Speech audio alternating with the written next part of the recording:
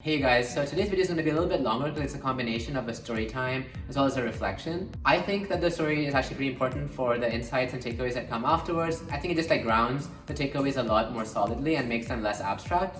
But if you don't have the time to watch the full video and you just want to get the quick insights from it, then you can definitely go to this part of the video and you can get all the learnings or the 3 things I learned through it. But I do recommend listening to the full story because I think, as I said, the story adds a lot more color to the takeaways. You'll understand what I mean when I say things like approaching with clarity and boldness and also coming from a place of comfort and not arrogance. Cool, so with that out of the way, let's get started. As some of you know, and if you don't, check out my video on minimalism, but I had been stuck in DC for a while. And I've been spending the time pretty productively making this YouTube channel, learning some cool skills. But maybe you don't know this, but I'm not superhuman. And so I was craving some kind of entertainment and drama in my life. So while I was on this dating app, which was not really meant for anything serious, this guy, let's just call him Thomas, messaged me. Thomas was not really my type at face value. I want to emphasize how much of a curveball this whole interaction was, and the fact that this guy just came out of nowhere and completely changed the way that I see myself now in relationships and how I want to interact with people who I really like. Anyway, so back to the story. We met up at 6 p.m. on a Friday for drinks. Our connection was just electric. It was a complete surprise to me. And long story short, after walking about 11 miles around the city and spending 8 hours together, he dropped me back home at about 2 in the morning. The connection was insane. Something I've probably only ever experienced with maybe 3 other people in my entire life. Okay, so in my 3 years in DC of dating, I dated a fair number of people, but I hadn't felt this kind of reciprocity before. I could probably classify my relationship in 2 buckets. The first one was when somebody liked me and I just didn't like them back as much. That's an easy situation to deal with. It's easier being the person who is liked, and then you can let somebody down more easily. I think there are probably 2 ways of doing it. If you have the emotional maturity of a toddler, wow, I'm really coming from myself in this video, you'll probably ghost them. But if you're an emotionally mature person, you'll have a very clear conversation with them and let them know. The second scenario was when I liked somebody and then they were emotionally unavailable, or because I liked them, I would erect a 20,000-foot wall and expect them to scale that wall and prove to me that they liked me. Less abstractly, this really looked like me never chatting them up first, never planning the first date, sometimes not even the second date, just playing it really cool and just not pursuing them. And also just making it really difficult for them to pursue me. To put it another way, if I liked somebody, and I was fairly certain they liked me too, but they were also a bit reserved about it, I would just never be the bold one, and I would literally just let it fizzle away and just say, hey, this just wasn't meant to be. To say that I prioritize self-preservation would be an understatement. Whenever I liked somebody, I would be actively finding reasons why they didn't like me, convoluting text messages, remembering moments where I felt like, oh, they weren't interested or something, and just figuring out some kind of theory in my mind for why the whole relationship just wouldn't work out for any whatever reason, and then just letting it go. But Thomas unwittingly kind of put a mirror in front of me where I could really see the way I'd been behaving. And it was all just through his boldness, clarity, and authenticity. By observing how he interacted with me, how clear he was with me about his feelings and what he wanted, I learned that I also want to do the same. So back to the story. After a fantastic date, the 11 miles, the 8 hours spent together, yada yada yada, we were talking on Saturday and Sunday, and then we planned another date for Tuesday. He planned the date, organized everything, it was amazing. And when he dropped me back home, with his characteristic clarity and boldness, he was just like, alright, I had a very good time, and I'm excited to see you again.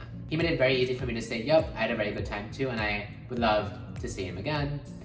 And this time he just put it on me, and he was like, okay, so do you want to plan the 3rd date? And I was like, sure, I'd be happy to. So I was really nervous planning this 3rd date. I just felt like nothing I could think of would even match up to what he did for us on our 2nd date. By this time, we'd already developed a pretty good rapport with each other. We were texting each other basically every day. We'd also just had a really good 2 dates, so we had a very good thing going. So I just felt very comfortable telling him hey, I actually just don't know if anything I can plan is gonna live up to our 2nd date. Okay, so in response, he said, so here's the deal, Shiv. I want to be transparent. As long as we're hanging out, I'm cool with it. When I tell you that these words meant more to me than any other things I've ever heard in my life, like you're cute, you're attractive, I'm into you, yada yada yada, I'm being honest. This guy had been so clear and authentic from the very first day that we met, and I just felt so comfortable in his presence, and it let me be vulnerable and just kind of be myself and let all my guard down. It was so wonderful. And somewhere in my mind, I knew that I wanted to adopt this kind of authenticity, this kind of communication, and let people know how I really feel. The reason why I think this kind of boldness and authenticity about how you feel and what you want is so beautiful is because I think it requires you to really fundamentally understand your inherent value, and also that other people do, or at least should, see it, and not in a cocky way, of course. I want to be so comfortable with myself and feel so valuable that I can just go and ask people for what I want and leave it to them to accept or reject it, rather than have my mind come up with 1,000 different scenarios or reasons why either they don't make sense, they don't like me, or the whole relationship doesn't make sense. I just want to do a lot less complicated assumption making and a lot more simplified asking. Okay, so one question people may ask is, if everything was going so swimmingly well, then why aren't you guys married already? To spoil the answer in one sentence, it was right person and piss poor timing. You know the scene in every rom-com where two people really like each other and then one person has to leave the country or the city, and then the person who's staying in the city chases after them, runs to the airport, runs to the train station, whatever, convinces them to stay, and they're like, oh yeah, I'll just stay. There are no legal repercussions, they can just somehow figure it all out and live happily ever after. I'm not sure if anybody's told you this before and if I have the special honor to, but that's very much just a movie thing.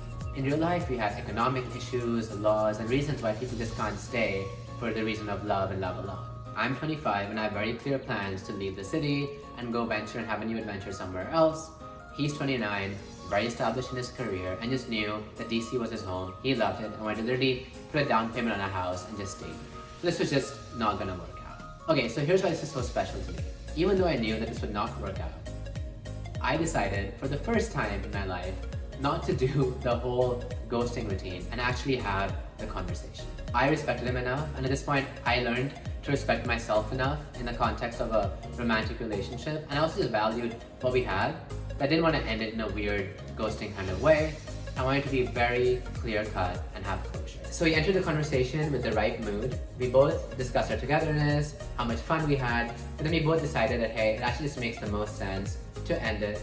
That really what we were doing was very much a fool's errand, that we were catching feelings way too quickly and we were just leading ourselves to a terrible heartbreak. So we ended it in a very amicable fashion as mature people. And I mean, it still very much hurt, right? It's never nice to like someone and only because of circumstance have to drop it because it just wouldn't work out. Even though it was painful to still end it, every time I recount the story, I always have a big smile on my face because I really treasured this experience so much, and I feel like this is one of those really big growth moments for me. And I'm so also excited to be able to share that with all of you.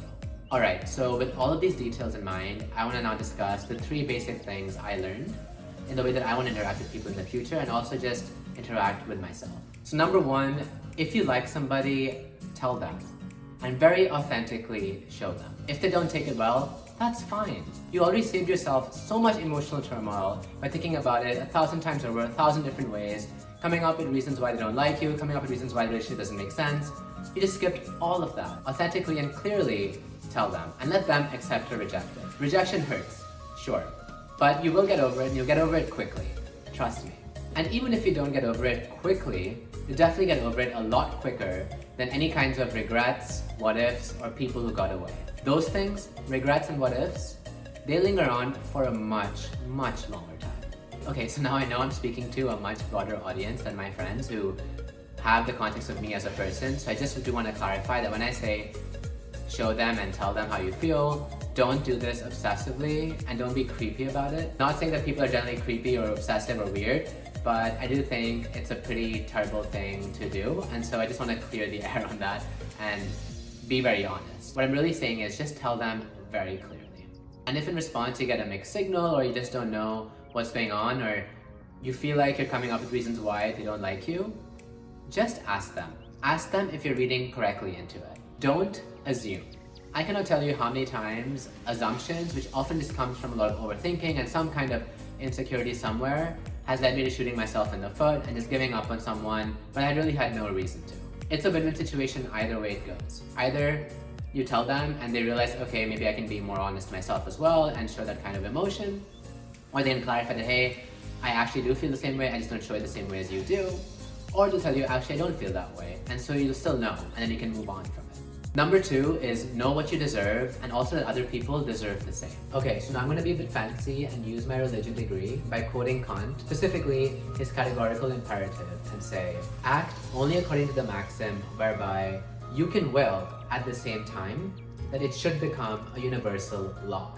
In terms of interpersonal relationships and how you behave, this just means that you should act in a way that you would want the whole universe to also act. For example, are you thinking of ghosting somebody? Would you want for every person in the world, when they don't like somebody, to just ghost people? No? Well then don't do it yourself. On the flip side, are you thinking about having a clear conversation to let somebody down and tell them it won't work out? Would you want other people to also have that kind of mentality where if they don't like someone, they're very clear about it and let other people know? Yes? Then you should do the same. Be bold enough to do that for yourself and also for others. Now, I was lucky enough whereby in this story, I was kind of shown very clearly that I'm valuable and that I deserve good things. What I'm saying is being treated with dignity, respect, and openness. No games, no chasing, none of that. Just authenticity.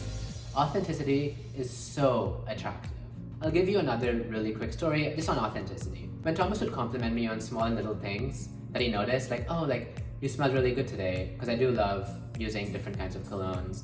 Or he would say, oh, I really like your outfit, or that's a very cool thing you just said. I love it. I love receiving those compliments, right? But I'm just not a very good giver of compliments for whatever reason. I don't actually think it comes from any kind of insecurity. I'm not that kind of a person who just gives a lot of compliments very often. But because we had such a good rapport going and I already brought a lot of my guard down, I told him very clearly that, hey, like, just to be clear, I really like you. But I'm just like not a really big compliment giver, so I hope you haven't taken it any other kind of way. He told me very clearly that I had no reason to apologize and that he knew that I liked him, just because of the way that I behaved around him. He kind of informed me that I'm the kind of person who shows my affection more through touch and spending quality time. He knew that I liked him because of the hugs I gave, the light arm squeeze or the kind of shove while we were walking. Also just the fact that he knew I really respected my time, and so if I was willing to spend so much time with him, it was a clear sign that I enjoyed his company. The fact that I knew he liked me, that he knew I liked him, and that we both knew that we liked each other, that just like let us be so free with each other, so authentic, and this took so much drama and weight just off our shoulders. We could just be real with each other, and more importantly, just real in the way that we expressed ourselves to each other. That's more fun and interesting than any kind of games. I'm not sure who's into the whole play it cool and act mysterious blah blah blah. Probably some kind of masochist. It's not me, and I'm not gonna be into it, so that's that. And so slightly connected to this point is point number 3, that you are fundamentally valuable. Literally just for being who you are and nothing else. It's weird, but like sometimes it takes somebody else to tell you this or show you this, as it took for me, but you are a unique combination of a lot of things in this universe. It's just you, right? So you already have value just for that reason. And so understand that, accept that, believe that, and then behave like it. If there's somebody you're seeing or somebody you like and they don't see that value, that's fine. There are many who will. But it only can come if you first like yourself first. In the words of our fracking queen, RuPaul, how in the hell can you love anybody else if you don't love yourself? I definitely messed up that quote, but honestly, whatever, you get the point. I can't believe I remember Kant's categorical imperative more clearly than I remember the fracking queen's words, but whatever, that's that. Okay, now we do want to clarify something here. I think that when you come from a place of internal comfort, like knowing that you have value, that you're valuable, it doesn't look like being rude, brisk, curt, or thinking you're better than anybody else. The realization that you have value should simultaneously come with the realization that other people also have value just for being themselves. What I'm saying is that you have to engage from a place that comes from comfort, a very comfortable confidence, not arrogance. If you continue to be authentic to yourself, you will find your tribe. You will find the people who like you for who you are, and if they're meant to be, they'll also like the person you start becoming and change into, because people change, people morph. But people who are, I guess, meant to be, if you sort of believe that, are also the people who then are accepting of the changes that come with you with time. But you won't find the people who like you for who you are if you don't even take the first step of being who you are. And one more thing, as I said that last sentence, and I think it's worth emphasizing, is if you're being authentic with yourself, I really do think that people always find their tribe. So if you're person, if who you are is an authentic person, true to themselves, you will find other people who also come from that same territory. Awesome, so if you watched it this far, then thanks for watching. I hope you liked what you heard and things that I said resonated with you. I'm really grateful to have had this super left field, amazing learning experience through this person. And as I've said before, or at least written in the descriptions of my videos, I really do believe that reflection and insight is exponentially more valuable when it's shared and, more importantly, discussed. Lastly, I'd also just love to hear if you have any thoughts about what I said. Are there any things that I said that really connected with you, or anything that you agree with or even disagree with? I'm sure there are some things I could have probably expressed with even more nuance. So if there are things that you think deserve more elaboration, then I'm happy for you to elaborate and for us to kind of think about that together.